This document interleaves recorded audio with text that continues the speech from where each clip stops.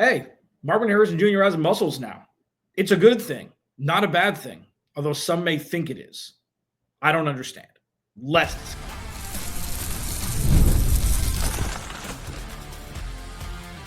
You are Locked On Cardinals, your daily Arizona Cardinals podcast.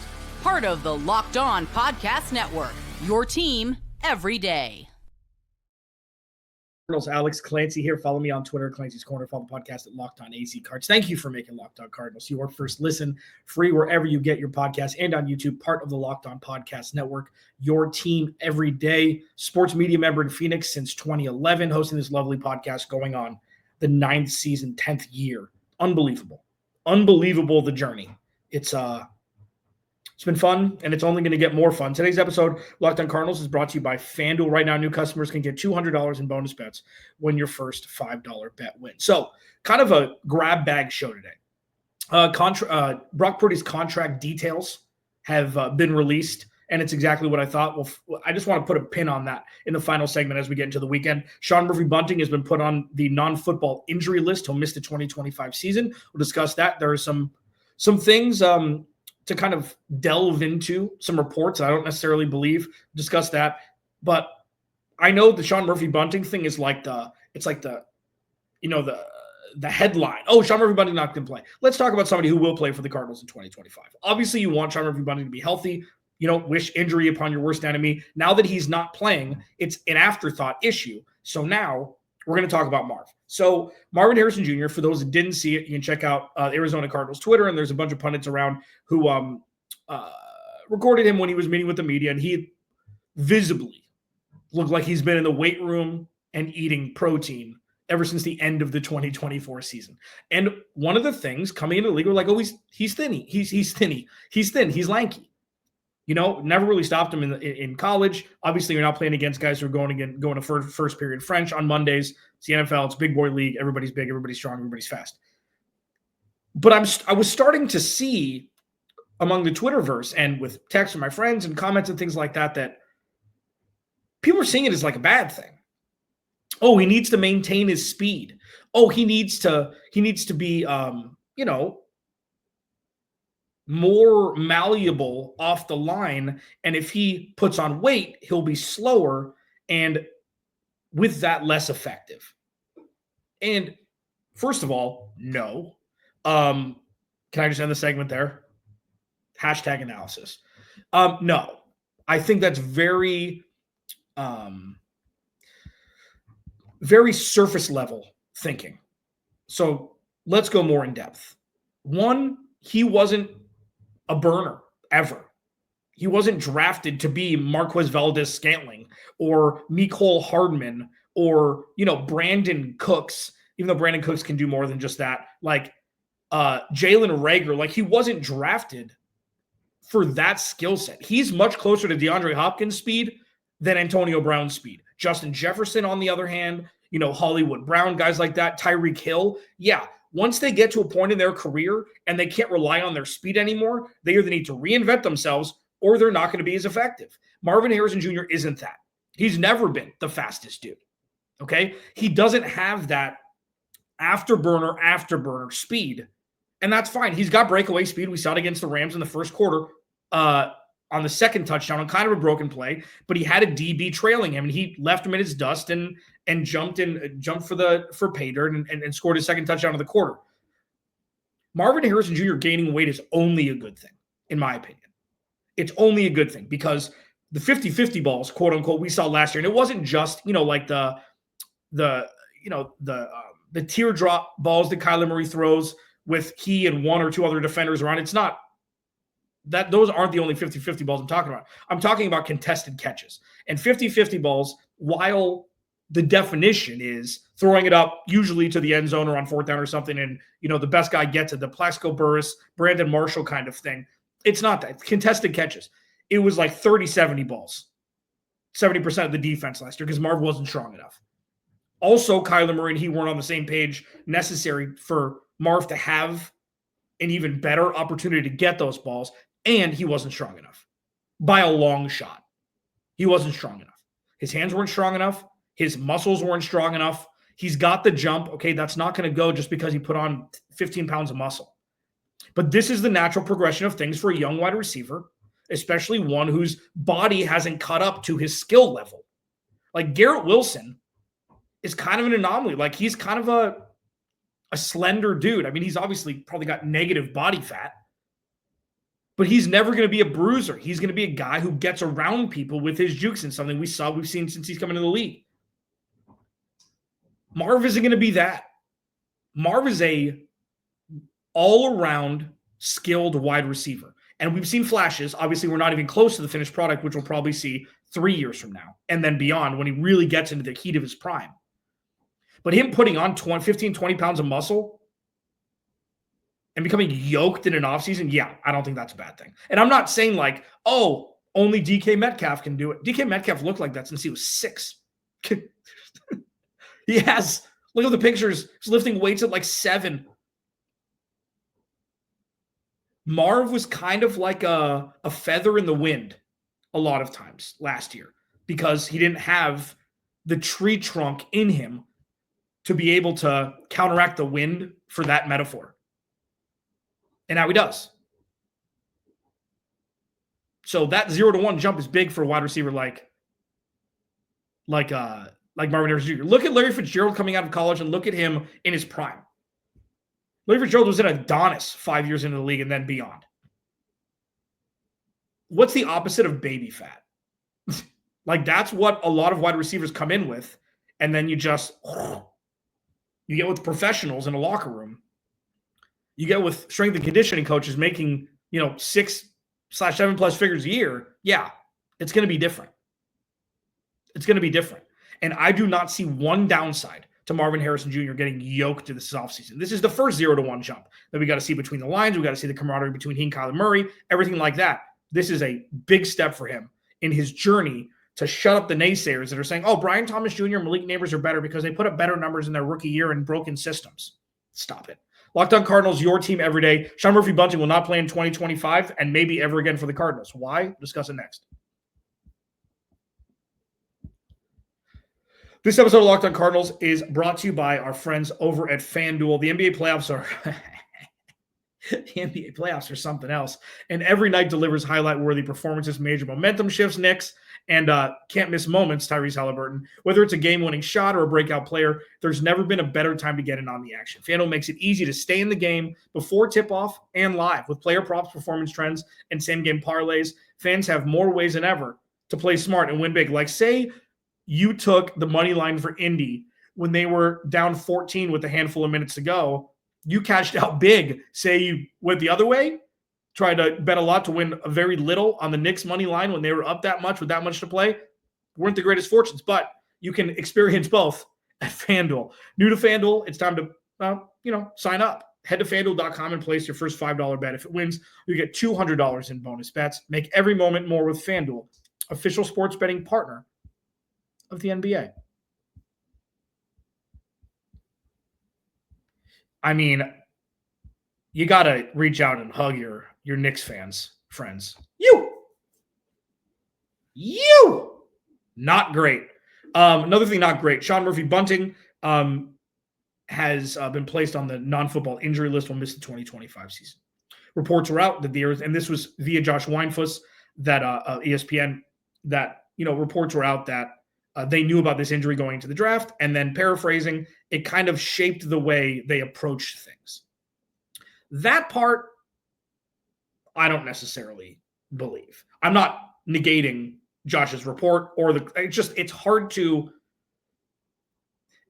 to think that if Sean Murphy-Bunting was fully healthy, they would have passed on Will Johnson at 47. Because that's really all it is. What? Oh, they were going to go a different position in the 5th round and draft Denzel Burke instead. Come on. They've got 97 corners on their roster. So what Sean Murphy-Bunting has done as a vet leader has been great. He's been a great bridge guy. He had I think he led the team in interceptions his first year here, which was like 3. He showed flashes, but what we saw the second half of the season from Max Melton showed he's ready. He's ready. So if you roll out Garrett Williams, Will Johnson, Max Melton, and then either Starling, Thomas, or I don't know if Elijah Jones was hurt last year. He didn't really get a whole lot of run up, but like, I think people are just auditioning for the fourth corner spot and then depth spots, which is a great position to be in. So Sean Murphy-Bunting not being on the roster next year, while obviously, again, you never want anybody to get injured, there aren't any real details as to what's happened yet at the time I'm recording this. The avatar of a veteran like him served his purpose. I'm not saying that as a personal thing. I'm saying the avatar of Sean Murphy-Bunting, when he came over and signed with the Cardinals, he served his purpose. He got paid a little bit more than what you'd expect. But the Cardinals needed to spend money on people. So it was going into the 2023 season, man. It's like they had to pay people. Or 2024, they had to pay people. They had to field a roster. And I just find it hard to believe that if that was that big of a deal and it kind of framed the way they were doing things, why not take more credence in drafting Will Johnson at 16? The injury thing happened to be Fugazi, we figure. I mean, we haven't heard much from it. He's healthy. Everybody thinks he's healthy. Why did he drop to 47? No idea. But if you're taking that much weight in that, I mean, say he was healthy. You're not passing on Will Johnson in the second round. So doesn't really compute for me. The fact that they knew, sure, I'm sure they knew. I'm not taking away that. I'm not saying that Josh is what people have told Josh is false by any stretch. It just, some things don't add up where it's like, why would they drafted all defensive players? It wasn't just because Sean Murphy-Bunting was going to miss 2025 with Max Melton ramping up. And then this front being as solidified a front, especially comparatively speaking to last year and the year before. Like, I don't know what it would shape, what it would change, really. Say they were healthy. Say Sean Murphy-Bunting was healthy. They didn't draft Will Johnson in the second round, and then all the other picks were the same. It's like, okay, the secondary is pretty good anyways, especially with what they showed last year with zero pass rush. So what does this all mean for the future? I alluded to it a little bit, but what does it all mean for the future?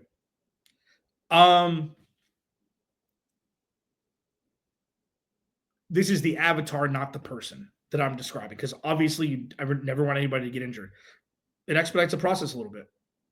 Addition by subtraction. Normally, addition by subtraction is not for a dude like him, where he got beat pretty bad a couple times last year. Deep balls, I think it was early. I don't remember if it was week 1 or I think it was the first home game. I don't think it was against the Rams either. I can't remember. It was early. Maybe it was against Washington where he got eaten up. But it expedites the process. It's like, all right, go ahead, Max. It's time. All right, Starling. Ready? Let's rip. And if you're taking Max Melton in 2025 or Sean Murphy-Bunting, you're taking Max Melton. So I see this as a positive for the team when speaking about the avatar that is that veteran who got hurt. Obviously, these people are human beings. So is this roster going to be stronger without Sean Murphy-Bunting playing in 2025? 70-30, yes. 70-30, yes. I think that's fair. They've got 1 million corners. Imagine, like, this is one of the things that I'm super excited about going into 2025. I want to see Starling Thomas without any pressure on him, where he can line up against the third best wide receiver. How good is he against the threes? How good is he against the threes? And I've said multiple times in the last couple months, I've done you a disservice by not talking more about Starling Thomas. Top 20 run defender grade from Pro Football Focus in 2024.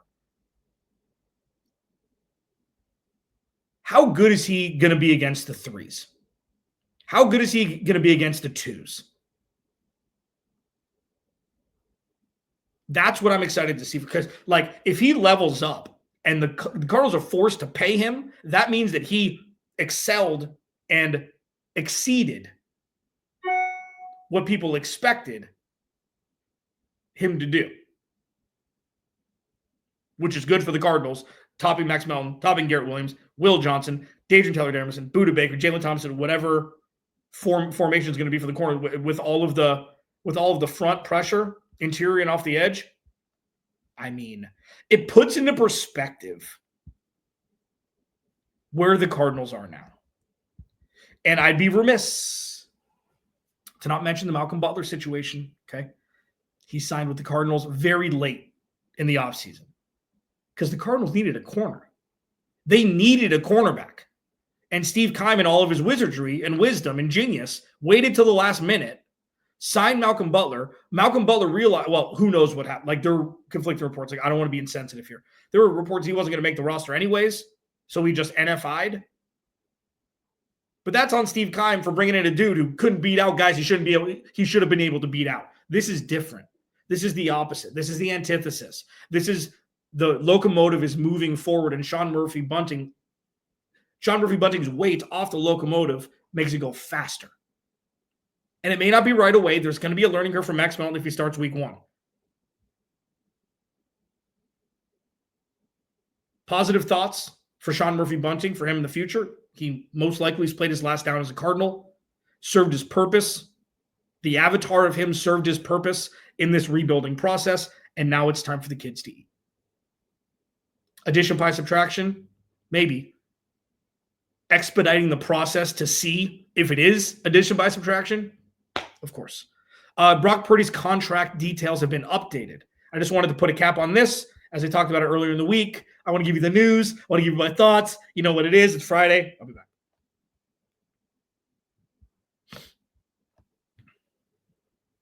That was kind of weird. I kind of Stevie wondered that. I don't know, man. I'm just sitting here in my place. I'm by myself. I'm talking to you. We're talking sports. What the hell? I can Stevie Wonder it once in a while. Please go to the YouTube channel. Search Locked On Arizona Cardinals. Hit the subscribe button, man. Leave a like. Leave a comment. So Brock Purdy contract was 5 for $265. Okay. What that really means is, and for those that don't know, he's got no money coming to him this year. The kick-in starts next year. So the 5-year contract extension starts next year. And the cap hits are really good.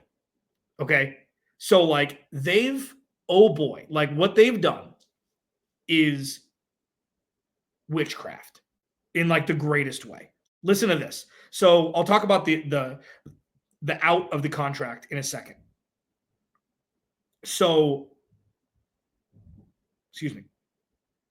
In 2026, so 2 years from now, the cap hits $24.5 mil. In 2027, the cap hits $30.8 mil, which is like close to half of what it would be for a quarterback normally. And then the dead cap in 2026 is insane. The dead cap in 2027 is insane. So they're not moving off from him in those 2 years. But then in 2028, the cap hits really start to hit. 57.6 in 2028, 72.5 in 2029, and 64.5 in 2030. But here's the thing. The dead cap in 2028 is only $16 million. The dead cap in 2029 is only $8 million. So if they were to cut him or trade him after the 2027 season, it's like signing a wide receiver and it not working out.